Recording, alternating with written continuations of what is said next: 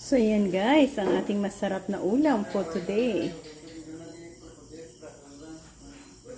Sarap ulam.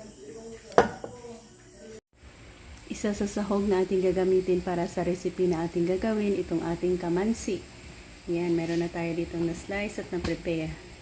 Samahan niyo ako sa recipe na ito dahil isa ito sa masarap na recipe sa hugahan natin ng paa ng baboy. Dito tayo nagluto. Yan, ang ating pinapakita ay nilagang paa ng baboy. Yan. So, inihaw muna yan. At atin na ditong pinapalambot. Ayan o.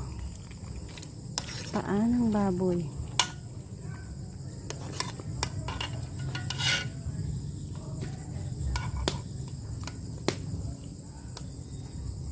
And i-add natin itong kamansi natin.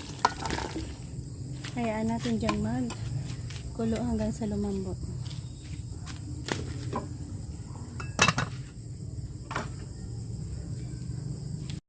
Isa ito sa gulay na pwede na natin i-add on sa ating nilalagang paa ng baboy at kamansi.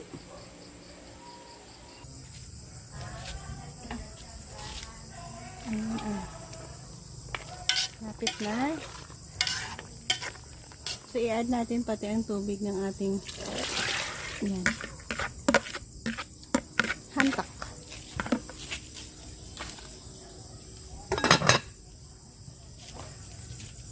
Ayan, subukan natin kung malambot na nga.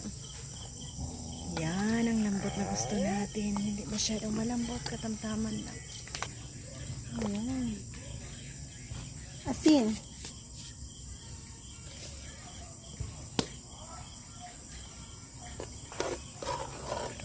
At sigarilyas.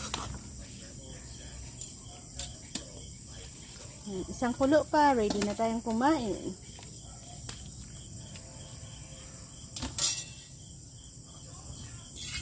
Ayan, kasarap guys ng ating ulam. So, isang serve tayo dito.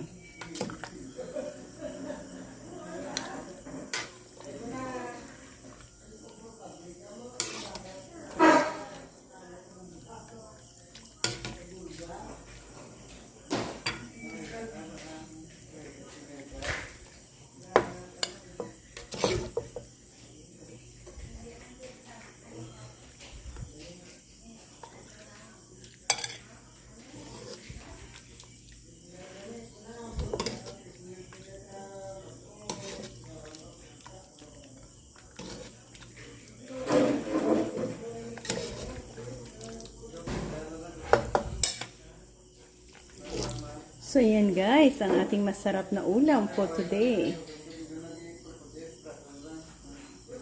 Sarap ulam.